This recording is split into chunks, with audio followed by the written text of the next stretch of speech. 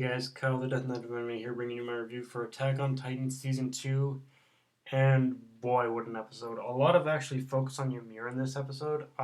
We get confirmation right off the bat that in this episode that Ymir was the Titan that ate Reiner and Bertolt's friend, and we pretty much learned from this, honestly, that when a Titan eats a person who can transform into a Titan, they lose the memory of who they've eaten. And if that's the case, then theory time on this. Eren was probably forcibly transformed into a Titan and more than likely ate his father. Because honestly, if you guys look back on season 1, it's not too far fetched because we pretty much see him we pretty much see in the episode that Eren's father is trying to in the first season of that little flashback, we see that Eren's father's trying to force like a needle into him, and I wouldn't be surprised if that needle contains some kind of Titan transforming serum or something like that, and through that, and when Eren transformed into a Titan, he probably ate his father, who had the ability to transform into a Titan, and then that power was transferred onto was transferred onto Eren. Now, then honestly, that just raises even more of a question. Like, if Eren's father had the ability to transform into a Titan, where the hell did he even get that power from? Like, it seems like there's like it seems like this episode, like this whole thing of Titans transforming and Titans transforming into Titan shifters or whatnot, or whatever you want to call them. It seems like it seems like a big ass line of questions that's like that's building up into, yes, there are probably like an entire civilization out there of people who can do this, or it's like it seems like this is all building up. Looking back on it now, it's like this is all building up into a sort of a into like a bigger civilization out there. Honestly, like although although I doubt it'll be. Although I wonder if we're even gonna get this. If it does happen, I wonder if we're even gonna get this in the anime. Because honestly, like guys, if you really want to see all this stuff answered, I would definitely, I would, I would, I would definitely either read the manga, or fucking, or fucking, or when these come out, buy them like hell. Like I know it costs money, but save those pennies and buy and buy the anime. Because if you guys are anime only watchers, then just save those pennies and buy the anime. Because that's my whole advice to you guys. Um, but we also learned that Eren. Another thing we learned in this episode is that Eren is important to Reiner and Bertolt because he may possess something called the coordinate. Now, again, that I think is answered. It was pretty much answered exactly in the end of the first season, because again, that whole flaming, we don't know what the power of the coordinate is yet per se, but I think it is connected to that whole that whole flaming Titan form that Eren had that Eren had that Eren had that Eren had assumed when he was fighting Annie. Like, I'm not sure if the coordinate is somehow connected to that specific form. Like, honestly, this episode, it was great at giving us a whole lot of answers to questions that we had in the first season. I'll say that much. Like, yeah, that's the one thing I'm not going to take away from this episode, is that it's great answering all these questions that we had in the first season. And yeah.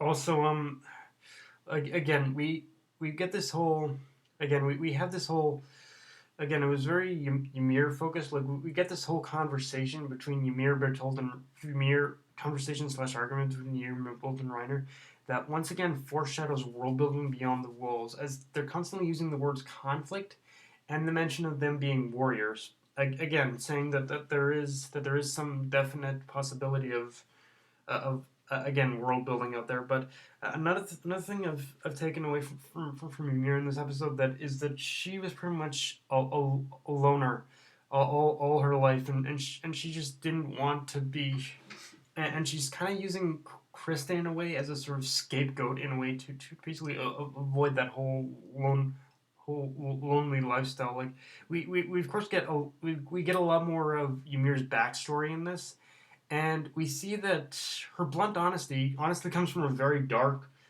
We know that Ymir can be a very blunt person, a very blunt and honest person, and we see that that blunt honesty comes from a very dark place because we learn that she was raised as being the descendant of a king, which in the end when the authorities, we're actually going to get to the authorities in a bit here, when the authorities came upon this whole cult operation, I guess, she only because she was raised as being the descendant, she kind of accepted that fact because she was basically lonely and she didn't want to, and she didn't want she didn't want to be alone, of course, for the majority of her life. Like she was basically basing her whole life on attaching herself to people simply because she didn't want to be alone. And when those authorities came and arrested all her friends who were the cultists who worshipped her pretty much, she basically lied. She basically lied to them, saying she was the descendant of the king in the hopes that she could protect them and that they would only punish her. But in the end, it didn't work out that way. They were pretty much all arrested, ostracized, and executed. So it's this whole thing of it's through her lies pretty much that basically caused, it's through her lies pretty much that caused her to, in order to be alone to begin with. So it's interesting where this whole mentality of her just wanting to tell the truth comes from. To be honest with you, it's really fucked up when you really think about it. Um, also, like I said, I want to talk about those soldiers because, to be honest with you, Ymir's backstory, like I said before, there was a lot more of foreshadowing and hinting towards a lot of future world building. And to be honest with you, Ymir's backstory had a couple more hints in there. Honestly, that really proved that yes, we are going to be getting probably a lot more world building if this ever gets to season 3. But even if, again, guys, I'd read the manga. Um, those soldiers. I want to talk about the soldiers for a minute.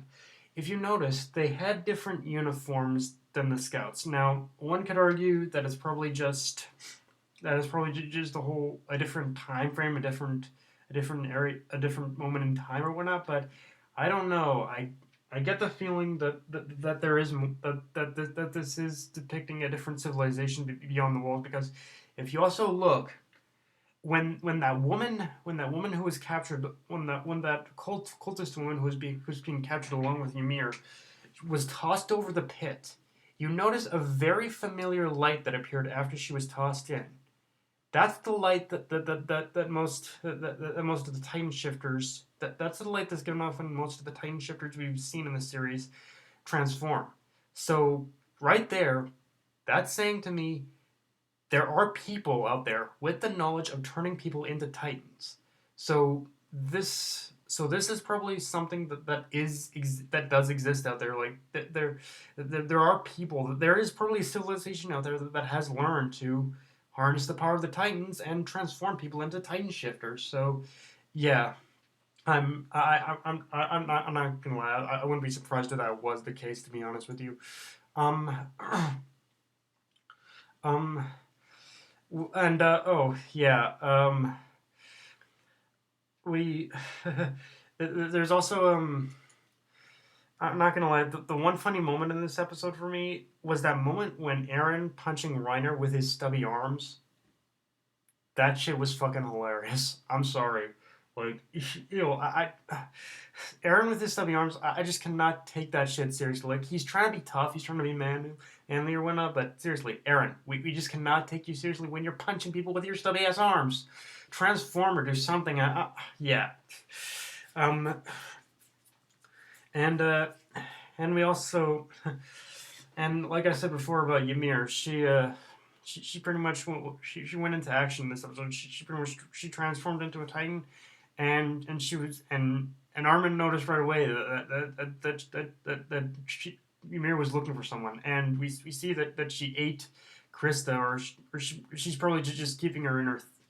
But she probably, even though she ate Krista, Krista's probably alive, of course, because apparently if Iron and Bertolt do of course need Krista as well for some reason or another.